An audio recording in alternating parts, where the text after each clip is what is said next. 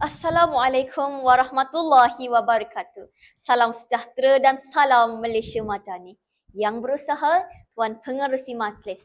Barisan Hakim yang arif lagi bijaksana dalam menimbang bicara. Dif-dif kehormat, para guru, seterusnya hadirin yang saya hormati sekalian. Tatkala sang surya mula memancarkan cahaya di dada langit, tatkala bumi bertuah ini dibasahi sinar pagi yang nirmala, marilah kita menyelami lubuk sanubari dan bertanya kepada diri, apakah yang menyebabkan sesebuah negara yang dihuni oleh pelbagai bangsa ini masih mampu berpadu dalam satu ikatan yang utuh? Apakah rasa yang memelihara mahligai Malaysia daripada runtuh di tiup badai perbezaan? Jawapannya ialah sebuah pusaka yang tidak ternilai harganya. Sebuah amanah yang diwariskan untuk seluruh anak watan. Rukun negara.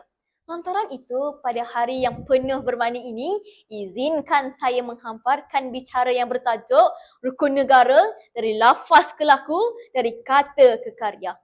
Hadirin yang saya muliakan, rukun negara bukan sekadar 5 prinsip yang terukir dalam ingatan, bukan sekadar ungkapan yang bergema setiap kali perhimpunan berlangsung.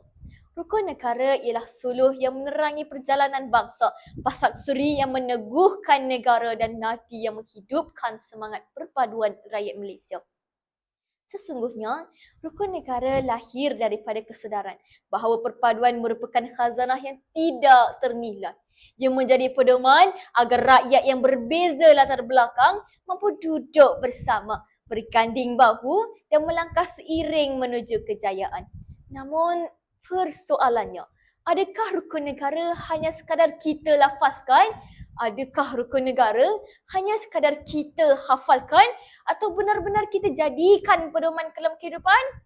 Sidang hadirin, izinkan saya menyingkap 3 prinsip yang menjadi tunjang kekuatan negara.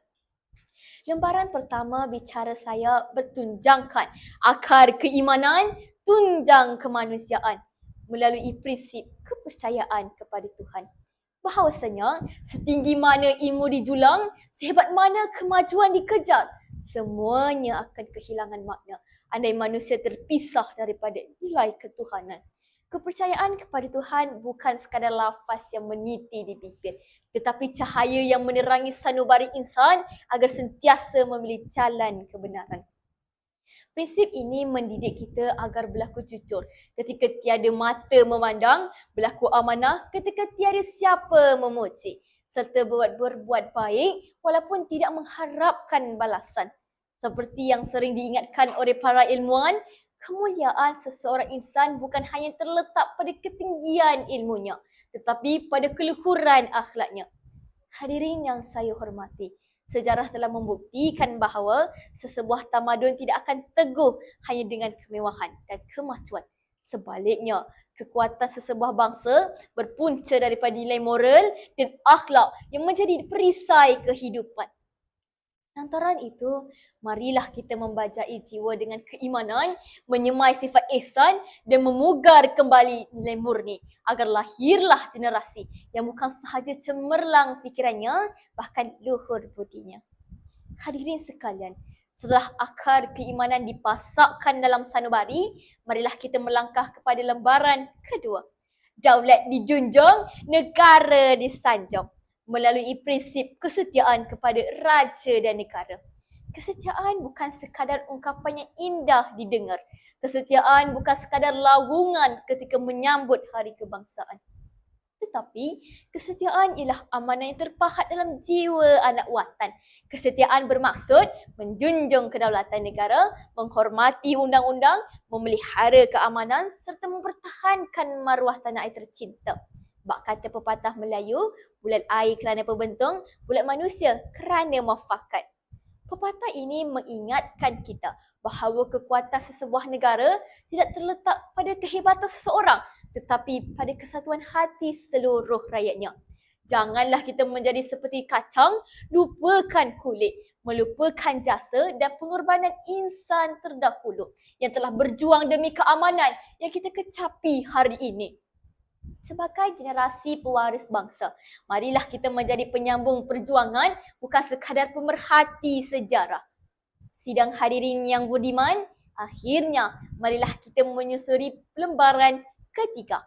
Santun berbicara, harmoni terpelihara melalui prinsip kesepanan dan kesusilaan. Sebuah negara yang maju bukan hanya dinilai melalui pembangunan yang berdiri megah, tetapi melalui ketinggian budi dan adab rakyatnya. Dalam arus dunia moden yang penuh pancaroba ini, lidah semakin mudah berkata-kata, jari semakin pantas menulis, namun kadang-kala nilai kesantuan semakin terhakis. Fitnah disebarkan tanpa rasa bersalah, kata-kata nista dilontarkan tanpa memikir kesannya.